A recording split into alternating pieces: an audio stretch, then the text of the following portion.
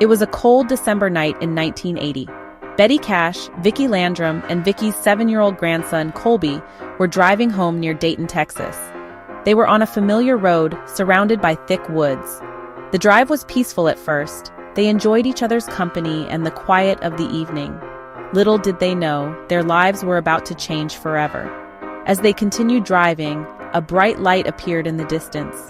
At first, they thought it was a plane approaching from behind. But this light was different. It was too big, and it was getting closer, fast. Betty, Vicky, and Colby felt a sense of unease wash over them as the light grew larger and brighter. The once peaceful night was about to turn terrifying. The light filled the entire sky. Betty, the only one who could see clearly through the windshield, slammed on the brakes. The car screeched to a halt. There, hovering above the road, was a massive diamond-shaped object. It glowed with an intense, fiery light. The object was unlike anything they had ever seen before. It was huge, like a giant diamond someone had pasted against the black canvas of the night. The heat coming from the object was intense. It felt like opening an oven door, but 1,000 times hotter. Betty, terrified, got out of the car for a closer look. The heat was unbearable and the light was blinding. She could feel the heat burning her skin. She described the object as having flames shooting out from the bottom, like a rocket. But it wasn't moving. It just hung there in the sky, a silent, burning enigma.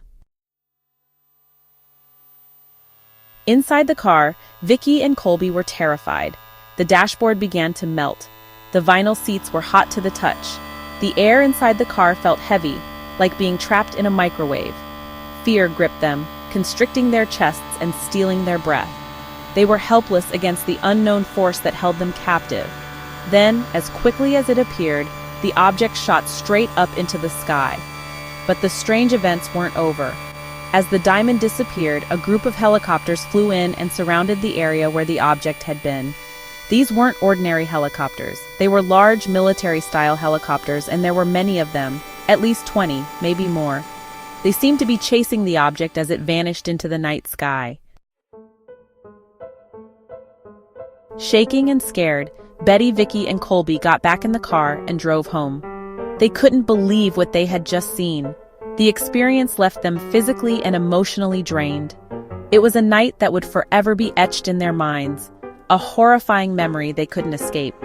In the days and weeks that followed, all 3 witnesses became ill. Betty, who had been closest to the object, suffered the most. Her symptoms were severe: nausea, vomiting, diarrhea, intense headaches, and painful blisters all over her body. Her hair began to fall out, and her eyes were red and swollen. She looked and felt like she had been exposed to high levels of radiation. Doctors were honestly baffled by my condition. They just couldn't explain my symptoms, no matter how hard they tried. They ran tests and then even more tests, but, well, nothing provided a clear answer. Vicky and Colby, they also experienced health problems, though not as severe as mine. Vicky had burns on her hands, and poor Colby suffered from nightmares and vomiting. We were left with so many questions, a whole lot of fear, and honestly, a deep sense of unease. Desperate for answers, the 3 of us decided to contact the authorities.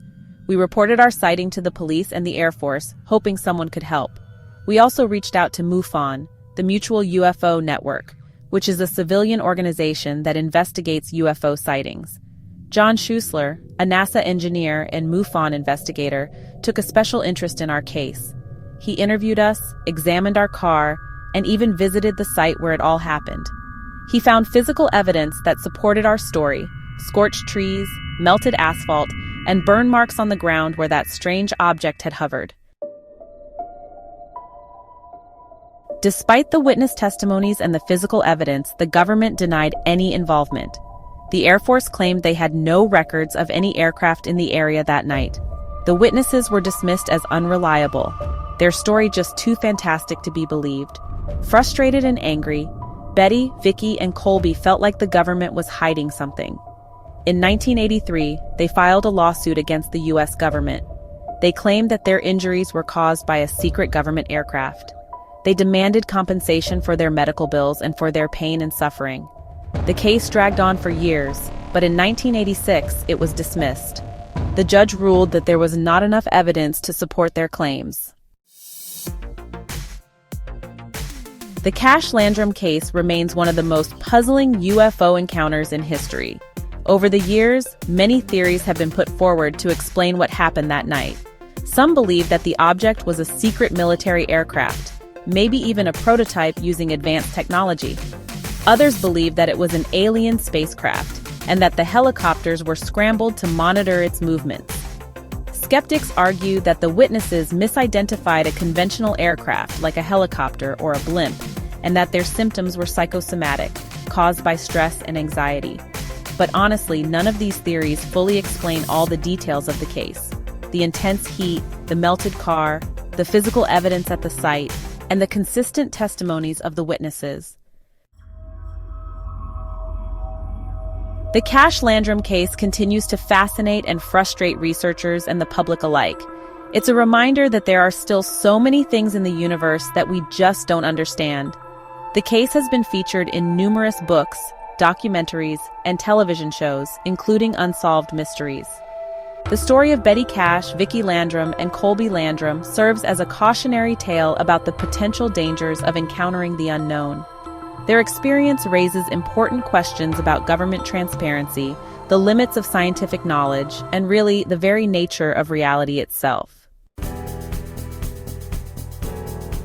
The Cash-Landrum incident wasn't just another UFO sighting. It stands out because of the physical evidence, the medical records, and the witnesses' willingness to come forward despite ridicule and disbelief. Their story challenged the government's denials and forced many to reconsider the possibility of advanced technologies or even extraterrestrial visitation. Though the answers remain elusive, the Cash-Landrum case continues to fuel our collective fascination with the unknown. It is a stark reminder of the mysteries that still linger in our world, waiting to be unraveled. Perhaps one day the truth of what happened on that cold December night in 1980 will finally be revealed. Until then, the Cash-Landrum case will remain a chilling testament to the power of the unexplained.